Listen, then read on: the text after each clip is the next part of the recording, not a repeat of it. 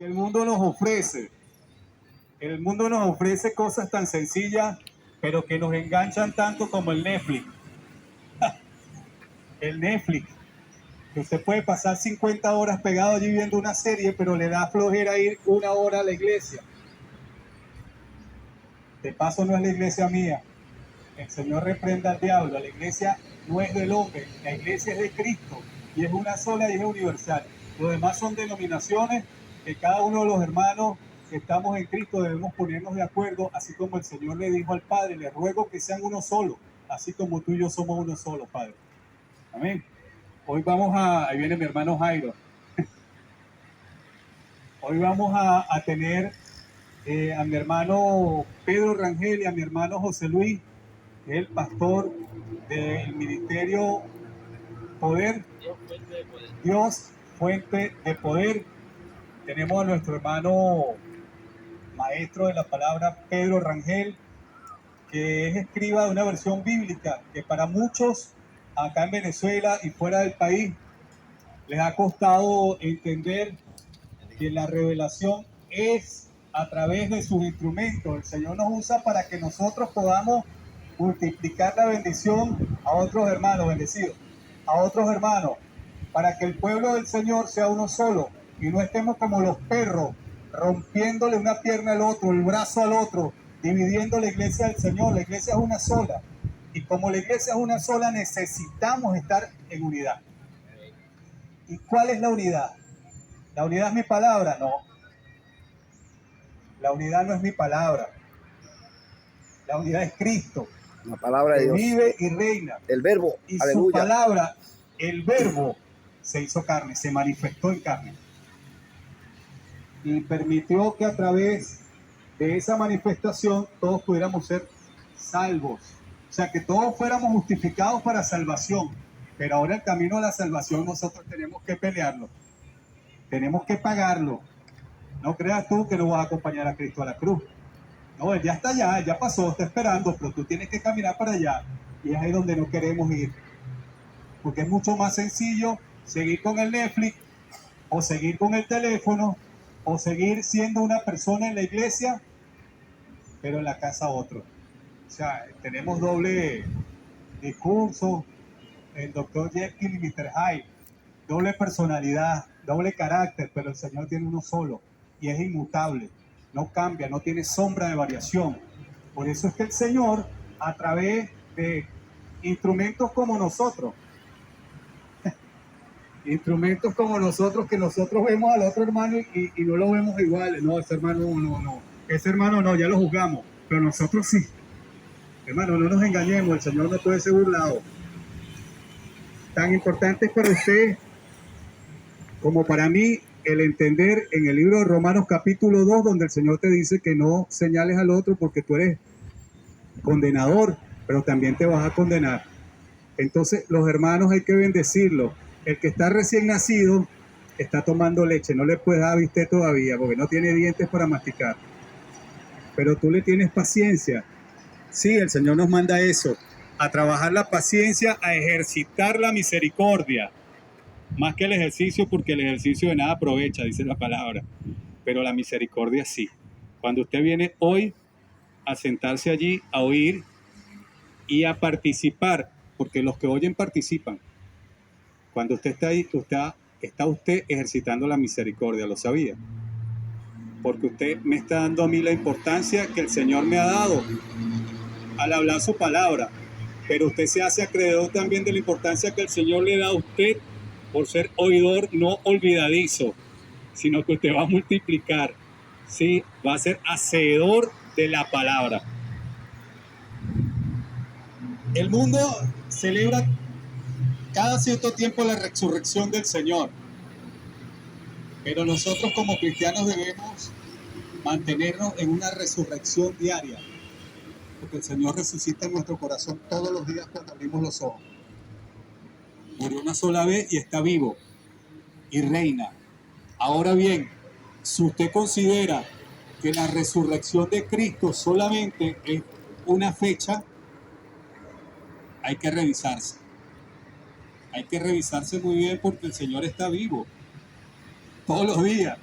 Ahora los que necesitamos ser resucitados todos los días somos nosotros, que todavía no hemos muerto el viejo hombre y seguimos en la batalla, pero el Señor está en nosotros para fortalecernos. En el libro de Filipenses 4:13 el Señor nos dice que todo lo podemos en Él, que nos fortalece, en Cristo.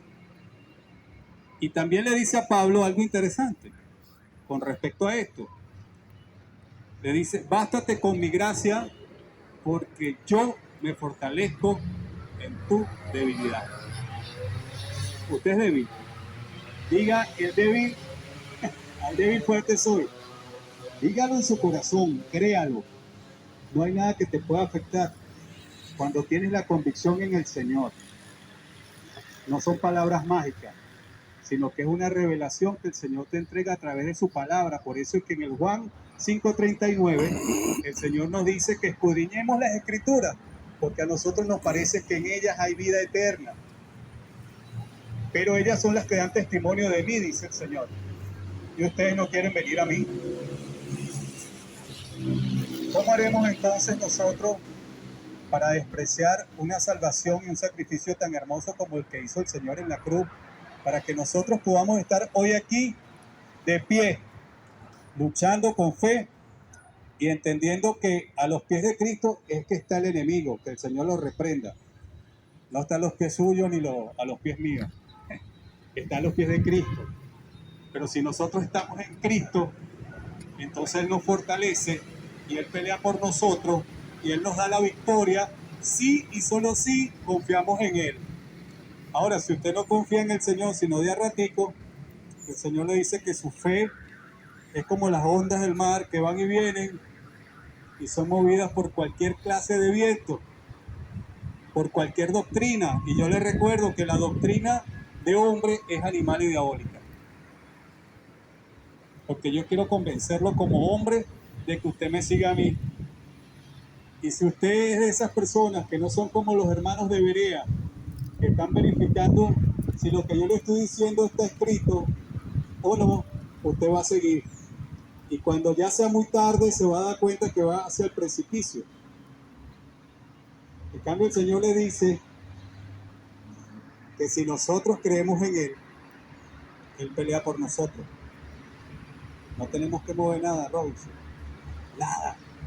Excepto la fe. Ya por fe estamos allá, a la derecha, con el Padre, con el Hijo, a la derecha. Estamos ahí por fe. Pero resulta que este cuerpo no es fe. Este cuerpito que ustedes ven, que ustedes tienen también, no es fe.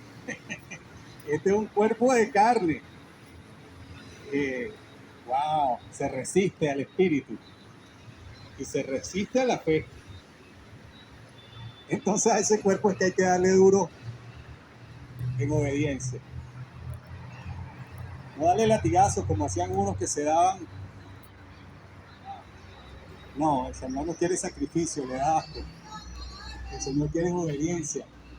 Y la obediencia empieza cuando empiezas a entender que hay 66 libros que empiezan en el Génesis, terminan en Apocalipsis, y que entre el Malaquías y Mateo hay 400 años de silencio. Por ejemplo, cuando usted empieza a entender eso, entonces ya usted está empezando a obedecer, que es el principio de la sabiduría, el temor a Dios. Y cuando usted empieza a caminar en obediencia, aunque usted se caiga como los niños que están empezando a caminar, el Señor le va a tener paciencia, ¿verdad? Lo levanta, lo limpia y le hace así: vaya, camine, siga caminando. Usted tiene hijos, los que tenemos hijos sabemos que es así. Los que no tienen hijos todavía no lo pueden saber, pero a lo mejor tienen hermanos, tienen algún otro familiar que está más pequeño y que requiere de ese impulso y de esa paciencia y de ese amor que solamente a través de eso pueden llegar al entendimiento. Eso es lo que quiere el Señor de nosotros: entendimiento, no sacrificio. No camine de rodilla de quebrada seca hasta aquí para llegar. No.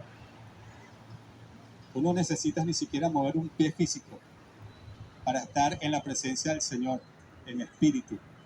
Y el espíritu, como Felipe, el Señor lo lleva. Si haces la voluntad del Señor, Si no haces la voluntad del Señor, sino que estás movido por tu concupiscencia, hermano, te tengo noticia. El Señor al que le está sirviendo no es el mismo Dios de Israel.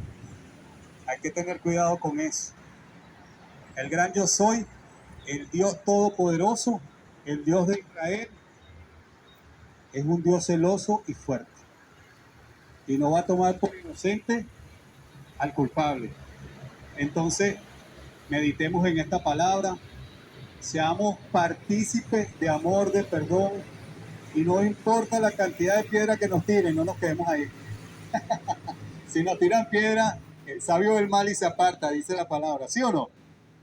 Entonces hay muchos hermanos que se quedan parados allí recibiendo pedradas en la cabeza y se preguntan, Señor, ¿pero por qué a mí? Porque te quedaste ahí.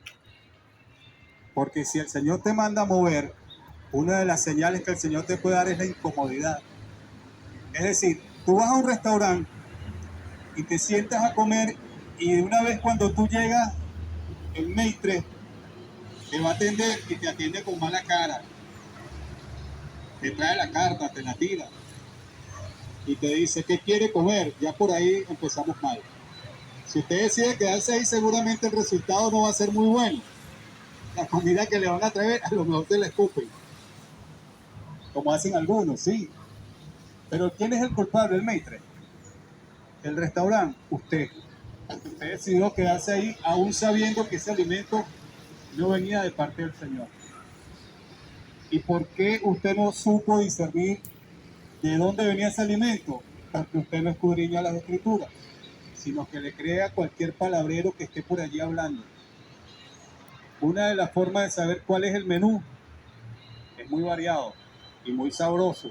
Está allí, ese menú está completito y es trabajado con manos de Dios, solamente, maná del cielo, para que usted pueda crecer y engordar, fortalecerse y caminar confiado en Cristo, que es el Señor, el consumador y el autor de la fe. Gracias, hermanos, por escucharme el día de hoy, pero más que a mí, por escuchar palabras que el Señor ha puesto en mi corazón a través de la lectura y del estudio de su palabra. Hay algo que es necesario que sepamos antes de finalizar. Nosotros, por lo general, estudiamos la palabra del Señor como nos la han enseñado a nosotros. Capítulo por capítulo, verso por verso, analizamos, ahora hacemos exégesis, ahora hacemos cualquier cantidad de ciencias adaptadas al entendimiento de Dios, el estudio de Dios, cosa que a mí me parece en lo particular, respetando a los demás, excesivo, porque nadie puede conocer al Señor a través de una ciencia, tan sencillo como es conocer a Dios a través de la intimidad con Él, de la comunión con Él. Y el Señor pondrá palabras en tu boca, no digas que eres pequeño, que no estás preparado, sí lo estás. La exégesis es necesaria, pero ¿qué es más necesario? La comunión con el Señor. Ir al Señor en oración, ir al Señor en amistad, porque sí, somos esclavos del Señor, pero somos sus amigos, porque Él dice que ya no nos llamará siervos, ahora los llamaré amigos. Si nos está dando esa posibilidad de ser su amigo, yo quiero serlo.